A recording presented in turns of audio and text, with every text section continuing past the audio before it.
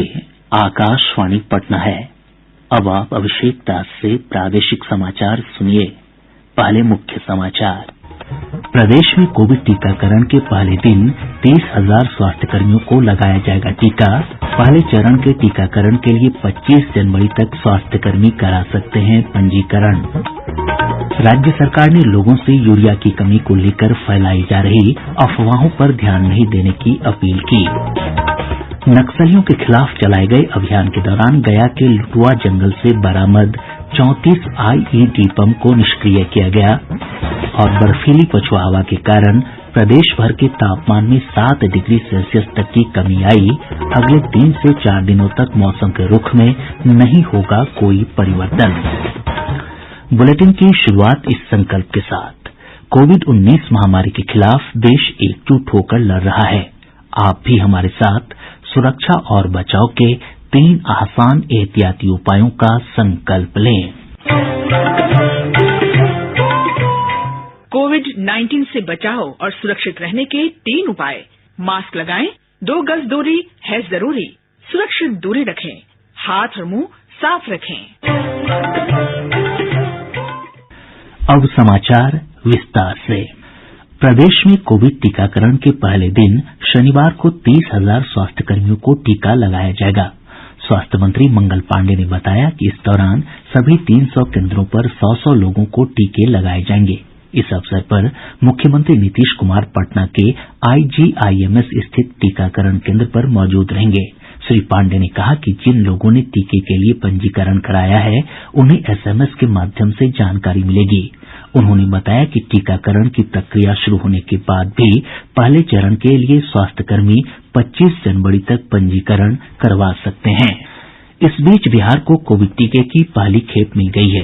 पुणे के serum institute of India से पहली खेप में वैक्सीन का लगभग 55,000 वायल पटना पहुंचा है। वैक्सीन को भी एनएमसीएच स्थित शीत भंडार गृह में रखा गया है। स्वास्थ्य मंत्री मंगल पांडेय ने बताया कि एनएमसीएच स्थित नोडल सेंटर के अलावा क्षेत्रीय स्तर पर 10, जिला स्तर पर 38 और प्रखंड स्तर पर 630 शीत भंडारण केन्द्र की व्यवस्था की गई है।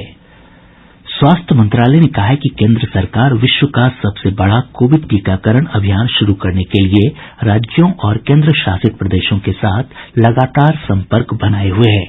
नई दिल्ली में पत्रकारों से बातचीत में स्वास्थ्य सचिव राजेश भूषण ने कहा कि शनिवार से शुरू होने वाले टीकाकरण की तैयारियों को अंतिम रूप दिया जा रहा है।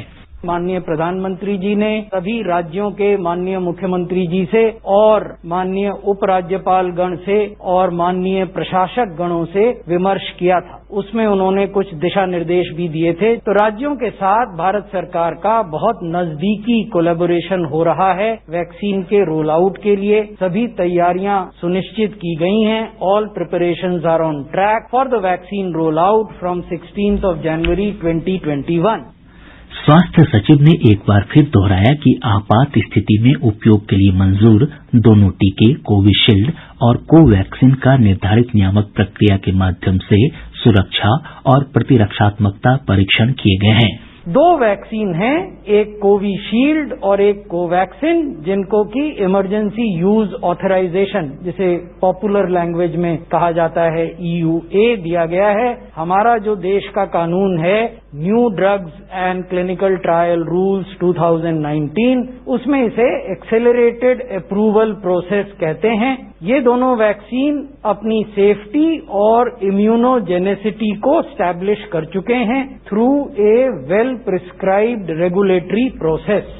श्री भूषण ने यह भी बताया कि अब तक टीके की 54,72,000 खुराकें वैक्सीन स्टोर पर पहुंच चुकी हैं और सभी राज्यों तथा केंद्र शासित प्रदेशों को 14 जनवरी तक 100% खुराक प्राप्त हो जाएंगी। स्वास्थ्य मंत्रालय ने कोविड के टीके से संबंधित विभिन्न पहलुओं के बारे में बार बार पूछे जाने वाले सवालों की एक श्रृंखला जारी की है। क्या कोरोना की वैक्सीन सभी को एक साथ दी जाएगी? सरकार ने उच्च जोखिम वाले समूहों को प्राथमिकता पर वैक्सीनेशन के लिए चिन्हित किया है। पहले समूह में हेल्थ केयर और फ्रंटलाइन वर्कर शामिल हैं। दूसरे समूह में 50 वर्ष से अधिक उम्र के व्यक्ति तथा वे लोग जो पहले से ही किसी रोग से ग्रसित हैं। इसके बाद वैक्सीन को अन्य सभी जरूरतमंदों को उपलब्ध कराया जाएगा। क्या कोई व्यक्ति बिना पंजीकरण के कोरोना वैक्सीन प्राप्त कर सकता है? नहीं, कोरोना वैक्सीन के लिए पंजीकरण अनिवार्य है। पंजीकरण के बाद ही सत्र स्थल और समय की जानकारी साझा की जाएगी। यदि कोई व्यक्ति स्थल पर फोटो आईडी दिखाने में असमर्थ है तो क्या उसे वैक्सीन लगाया जाएगा? फोटो आईडी पंजीकरण स्थल पर पंजीकरण और सत्यापन दोनों के लिए जरूरी है, ताकि यह सुनिश्चित किया जा सके कि इच्छित व्यक्ति को वैक्सीन लगाया गया है। प्रदेश में कोविड-19 से स्वस्थ होने की दर बढ़कर 97.87% हो गई है। एक दिन में 214 मरीजों को उपचार के बाद छुट्टी दी गई, जिससे स्वस्थ होने वालों की संख्या बढ़कर 2,51,858 हो गई है। वहीं इसी अवधि में 344 नए मामलों की भी पुष्टि हुई, जिससे कुल संक्रमितों का आंकड़ा 2,57,335 हो गया है। एक दिन में 4 लोगों की मौत के साथ ही राज्य में इस वैश्विक महामारी से मरने वालों की संख्या बढ़कर 1,443 हो गई है। राज्य में फिलहाल सक्रिय मामलों की संख्या 4,033 है। प्रादेशिक समाचार आप आकाशवाणी पटना से सुन रहे हैं।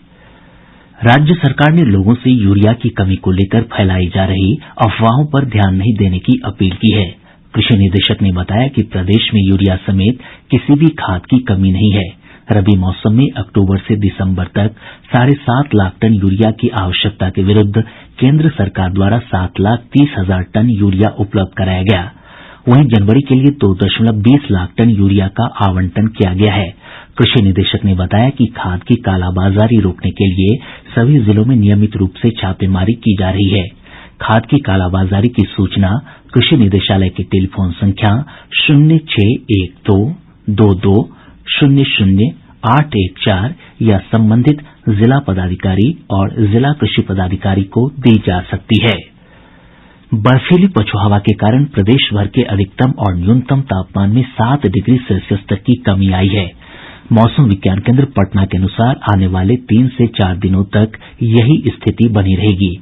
हवा की रफ्तार 15 से 20 किलोमीटर प्रति घंटे बनी हुई है, जिस कारण लोगों को धूप के बावजूद भी कनकनी का एहसास हो रहा है।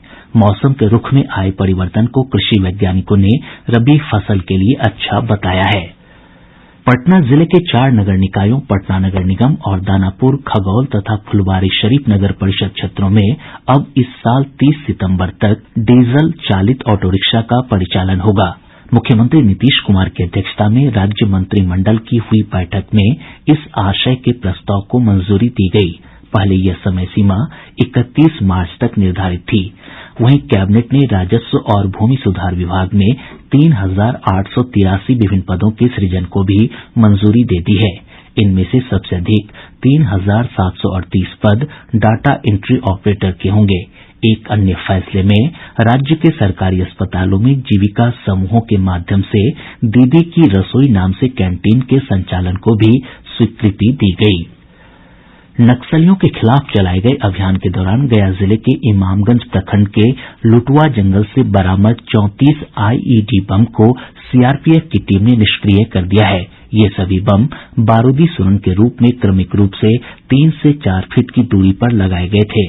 सीआरपीएफ के डीआईजी संजय कुमार ने बताया कि भारी मात्रा में डेटोनेटर, कोडेक्स वायर और बिजली के तार भी बरामद किए गए हैं। उन्होंने कहा कि बारूदी सुरंग काफी शक्तिशाली थे और उसकी जद में आने पर सुरक्षा बलों को भारी नुकसान हो सकता था। मुंगेर जिले के बरियारपुर थाना में होमगार्ड के एक जवान और पुलिस के बीच हुई गोलीबारी में होमगार्ड जवान मोहम्मद जाहिद की मौत हो गई। पुलिस अधीक्षक मानवजीत सिंह ढिल्लों ने बताया कि होमगार्ड जवान ने शौचालय में छुपकर गोलीबारी शुरू की। पुलिस ने नक्सली हमले की आशंका समझ फायरिंग की। मौके पर 33 राउंड गोलीबारी हुई। एसपी ने बताया कि इस मामले की जांच चल रही है कि होमगार्ड जवान ने फायरिंग क्यों शुरू की थी। पटना के शास्त्रीनगर थाना क्षेत्र अंतर्गत पुनाईचक शंकर पथ में अपराधियों ने विमानन कंपनी इंडिगो के पटना स्टेशन मैनेजर रूपेश कुमार सिंह की गोली मारकर हत्या कर दी। अपराधियों ने उनके अपार्टमेंट के सामने उन्हें 6 गोलियां मारी, जिससे उनकी मौके पर ही मौत हो गई। पटना रेंज के आईजी संजय सिंह ने बताया कि सीसीटीवी फुटेज के आधार पर अपराधियों की गिरफ्तारी के लिए छापेमारी की जा रही है। रोहतास जिले के नगर थाना क्षेत्र में लकड़ी और बालू तस्करी में लगे ट्रैक्टर चालकों ने वन कर्मियों पर हमला कर दिया, जिसमें रेंजर समेत 3 वनकर्मी घायल हो गये। नवादा जिले के अकबरपुर के हुर्रही गांव में एक वारंटी को पकड़ने गई पुलिस पर असामाजिक तत्वों ने हमला कर दिया, जिसमें एक दारोगा समेत कई पुलिसकर्मी घायल हो गये। खगड़िया जिले के गंगौर चौकी क्षेत्र अंतर्गत जलकौड़ा उच्च विद्यालय के पास अपराधियों ने लूटपाट के दौरान एक कलेक्शन एजेंट की गोली मारकर हत्या कर दी। अलवर जिले के करपी थाना क्षेत्र अंतर्गत झिकटिया गांव से पुलिस ने 2 कुख्यात नक्सलियों को गिरफ्तार किया है। वहीं रोहतास जिले के नगर थाना क्षेत्र अंतर्गत आनंदी चक से पुलिस ने 15 साल से फरार नक्सली वीरेंद्र को गिरफ्तार किया है। भागलपुर जिले के नाथनगर से झारखंड पुलिस ने स्थानीय पुलिस के सहयोग से नौकरी दिलाने के नाम पर ठगी करने वाले एक युवक को गिरफ्तार किया। बेगूसराय जिले के रतनपुर थाना के हाजत से आर्म्स एक्ट का एक आरोपी पुलिस को चकमा देकर फरार हो गया। फरार कैदी की गिरफ्तारी के लिए छापेमारी की जा रही है। औरंगाबाद में आयोजित राज्य स्तरीय सीनियर कुश्ती प्रतियोगिता में पटना की टीम ओवरऑल विजेता बनी है। वहीं कैमूर की टीम उप विजेता और भोजपुर की टीम तीसरे स्थान पर रही। अब पटना से प्रकाशित प्रमुख समाचार पत्रों की सुर्खियां। कृषि कानूनों के अमल पर सुप्रीम कोर्ट द्वारा रोक लगाए जाने और कोरोना वैक्सीन की खुराक राज्यों को भेजे जाने से जुड़ी खबरें आज के सभी समाचार पत्रों की प्रमुख सुर्खी है। दैनिक भास्कर ने लिखा है, कृषि कानूनों के अमल पर रोक, एक्सपर्ट कमेटी बनी। दैनिक आज ने इसी खबर को सुर्खी बनाते हुए लिखा है, कमेटी ही निभाएगी निर्णायक भूमिका, सर्वोच्च अदालत को रिपोर्ट सौंपेगी। हिन्दुस्तान की सुर्खी है, बिहार पहुंची 54,900 वायल कोरोना वैक्सीन की पहली खेप। प्रभात खबर ने लिखा है, पटना में अब 30 सितंबर तक चलेंगे डीजल वाले ऑटो।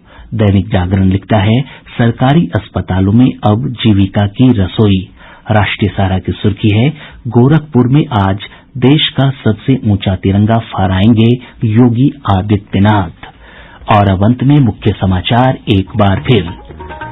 प्रदेश में कोविड टीकाकरण के पहले दिन 30,000 स्वास्थ्यकर्मियों को लगाया जाएगा टीका। पहले चरण के टीकाकरण के लिए 25 जनवरी तक स्वास्थ्यकर्मी करा सकते हैं पंजीकरण। राज्य सरकार ने लोगों से यूरिया की कमी को लेकर फैलाई जा रही अफवाहों पर ध्यान नहीं देने की अपील की।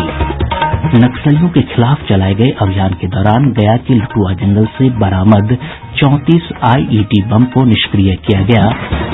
और बर्फीली पछुआ हवा के कारण प्रदेश भर के तापमान में 7 डिग्री सेल्सियस तक की कमी आई। अगले 3 से 4 दिनों तक मौसम के रुख में नहीं होगा कोई परिवर्तन। इसके साथ ही आकाशवाणी पटना से प्रसारित प्रादेशिक समाचार का ये अंक समाप्त हुआ। कोविड-19 से बचाव और सुरक्षित रहने के 3 उपाय। मास्क लगाएं, 2 गज दूरी है जरूरी, सुरक्षित दूरी रखें, हाथ और मुंह साफ रखें।